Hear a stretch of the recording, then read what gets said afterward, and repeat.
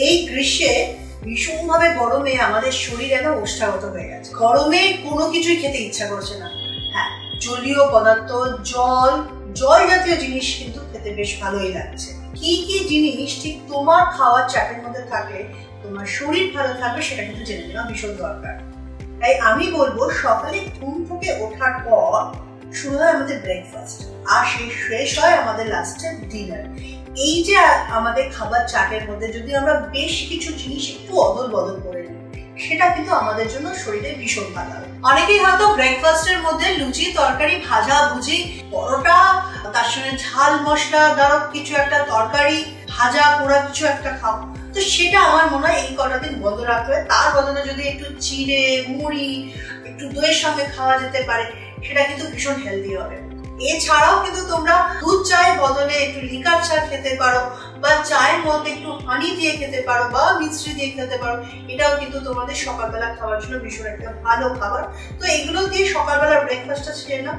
তারপর তোমরা দুপুরবেলা খাবার মধ্যে ঝাল জাতীয় বেশি খাবার, বেশি রিচ খাবার, সেগুলো তো একটু অ্যাভয়েড করো। তার বদলে ডালের পরিমাণটা বাড়িয়ে নাও, একটু ডাল বেশি করে খাও। পাতলা মাছের ঝোল, সবজি, স্যালাড এর পরিমাণটা বাড়িয়ে নাও। রায়তাও ইচ্ছা করলে খেতে পারো। এইসব খাবারগুলো কিন্তু দুপুরে খাওয়ার জন্য ভীষণ ভালো। ইচ্ছা করলে কিন্তু সকালে দই না খেয়ে দুপুরেও কিন্তু দই খেতে পারো, তবে হ্যাঁ, সাদা দই হলে বেশি ভালো হয়। দুপুরে খাবার চাটে তোমরা অনেকটা বেশি করে সবজি খাও, স্যালাড খাও, সেটাও কিন্তু তোমাদের জন্য ভীষণ ভালো হবে। সবজির মধ্যে যে নির্বাচন করবে তার মধ্যেও কিন্তু কিছু মেপে খেতে হবে। যেমন তোমরা লাউ খাও, লাউ ভীষণভাবে শরীর ঠান্ডা করে। চিচিঙ্গে, পটল, পেঁপে, ধুঁদুল, এগুলো কিন্তু তোমরা খেতে পারো। এগুলো খাবারে যেমন পেট ঠান্ডা হয়, শরীর ঠান্ডা, ওভারঅল কিন্তু শরীরটা ঠান্ডা থাকে। এছাড়াও স্যালাডে তোমাদের যা যা জিনিস রয়েছে সেগুলো তো খাবে, তার সঙ্গে শসার পরিমাণটা কিন্তু বাড়িয়ে দেবে। বিকেলের দিকে হালকা একটু ফ্রুটস খেতে পারো, যেমন ধরো তরমুজ খেতে পারো, আঙুর খেতে পারো, আমের সময় আম খেতে পারো, পাকা পেঁপে খেতে পারো। এগুলো কিন্তু খাওয়া ভীষণ করে ভালো। তবে হ্যাঁ, গরমকালে আম, জাম, কাঁঠাল অনেক কিছু পাওয়া যাবে, তবে কাঁঠালটা রোজ খাওয়ার হ্যাবিটে না রাখাই ভালো, কারণ এখান থেকেও কিন্তু শরীর গরম হয়। তারপর সন্ধ্যেবেলার দিকে অল্প স্বল্প একটু হালকা মুড়ি খেতে পারো। আর একদম রাত্রে যখন খাবে সেটা আমার মনে হয় ভীষণ হালকা খাওয়া দরকার। যারা রুটি বা ভাত যেটাই খাবে তার সঙ্গে হালকা স্যুপ খেতে পারো, চিকেন স্যুপ, হালকা ফিশ স্যুপ খেতে পারো, বা সেদ্ধ মাছ, সেদ্ধ চিকেন, এগুলো খেতে পারো।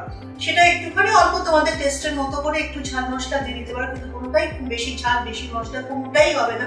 এই সময় একটু হালকা মরিচ ঝাল হলে ভীষণ ভালো হয়। মরিচে যেটুকু হয় সেটা কিন্তু শরীরের পক্ষে ভালো। এইভাবে যদি সকাল থেকে রাত পর্যন্ত খাবার একটা রুটিন তৈরি করে নাও, তাহলে দেখবে যে এই গরমকালেও তুমি সুস্থ রয়েছো, সতেজ রয়েছো, আর সুন্দর রয়েছো। আশা করি তোমাদের খাবার একটা ছোট্ট চার্ট তৈরি করে দিলাম। এর সঙ্গে আরো অনেক খাবার রয়েছে, তোমরা সেটা খেতে পারো। তবে মনে রাখবে, যে খাবারগুলো খুব সহজে হজম হয়ে যায় সেই খাবারগুলি তোমাদের নির্বাচন করতে হবে। ঝাল মশলাদার খাবারগুলো একদম অ্যাভয়েড করো, কারণ সেগুলোর জন্য সারাটা জীবন রয়েছে, অন্যান্য সময় আছে। কিন্তু এই গরমকালে তোমরা ঠান্ডা জাতীয় খাবারগুলো খাওয়া শুরু করো। তার মানে এই নয় যে ফ্রিজ থেকে ঠান্ডা জল নেবে আর খাবে, সেটা কিন্তু শরীরের পক্ষে খুব খারাপ। হ্যাঁ, ঠান্ডা জল নিশ্চয়ই খেতে ইচ্ছা করবে, কিন্তু সবসময় বাইরে থেকে এসে ঠান্ডা জলের অভ্যাসটা ত্যাগ করো। একটু জলের মধ্যে ঠান্ডা জল মিশিয়ে খেতে পারো, সেটা মনে শরীরের জন্য ভীষণ ভালো। অনেকেই আবার এই গরমকালে বরফ নিয়ে বালতির মধ্যে মিশিয়েও অনেকে স্নান করে, সেটাও কিন্তু করা উচিত না। সেটাও কিন্তু স্কিনের পক্ষে এবং হেলথের পক্ষে দুটোই খারাপ।